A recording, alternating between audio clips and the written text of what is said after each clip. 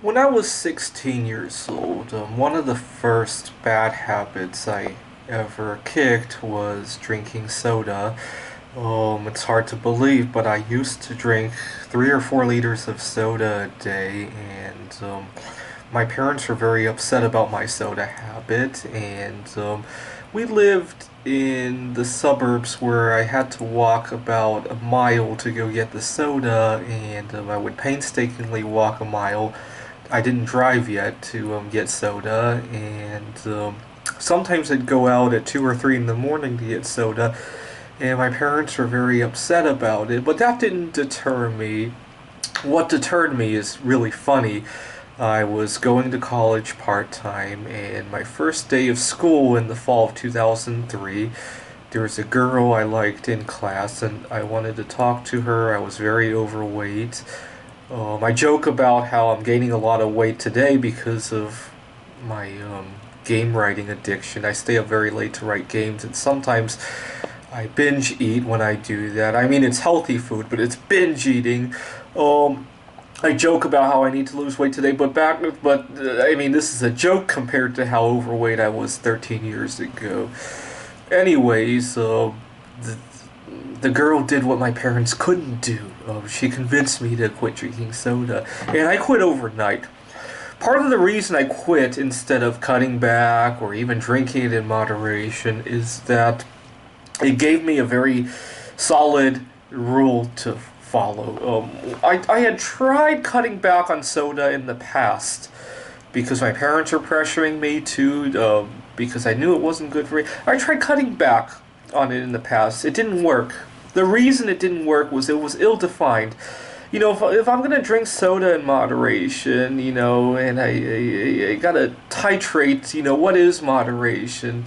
When I go to a fast food restaurant, how many times I'll allow myself to refill the soda, and what kind of social events I can drink soda and how much and where and when. What if I go on vacation? What really constitutes a vacation? If I go out and have fun after work, is that a vacation? Does it have to be a trip out of the city? It becomes very confusing when I try to titrate when, where, with whom I can drink the soda. It's so much easier just to not think of soda as a food. Almost like how I would never drink hydrogen peroxide. It's just not a beverage. Anyways, so I quit drinking soda, and one night, see, another bad habit I have is staying up all night. I still do that. One night I'd been watching an infomercial. This was shortly after I quit drinking soda, and there was a program on TV selling an ebook, saying that there are food ingredients that the government doesn't want you to know about that make you addicted to food. And I didn't think that the ebook was very honest, so I did my own personal research.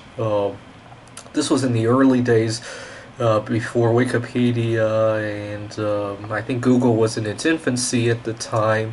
And just started searching, are there food ingredients that are addictive? The obvious one, of course, is caffeine and theobromine, which I still can consume a lot of course. That doesn't bother me because those things won't make you overweight or cause many diseases. But then I discovered MSG and how it apparently makes you addicted to food. And I discovered quite a number of. Well, the first thing I discovered was all the names that MSG could be hidden under, and that's when I really started to get obsessed with healthy eating.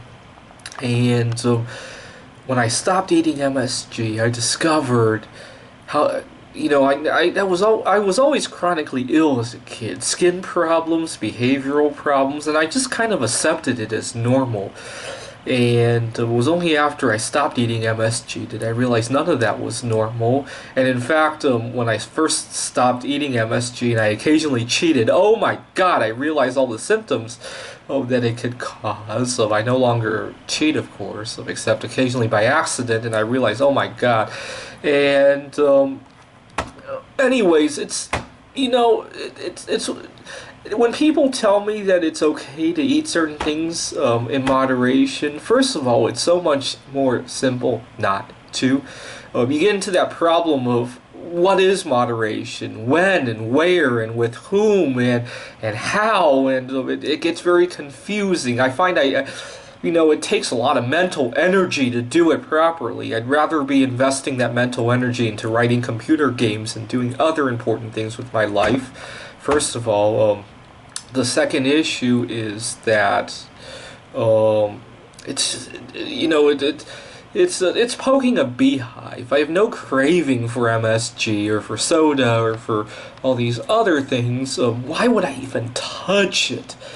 Another thing is when I first started eating healthy, and I would read a lot. Every time I would get some new food, I would look at the ingredients. I would Google each ingredient. The one thing I realized, aside from learning about all the ingredients, is that by forcing myself to research my food, it kind of forced me to realize I'm actually eating when I do it. So many people, they reach for food without even thinking. The fact that I had to Google ingredients before I eat something new, it forces me to think about the fact that I'm eating. My mom has this weird habit.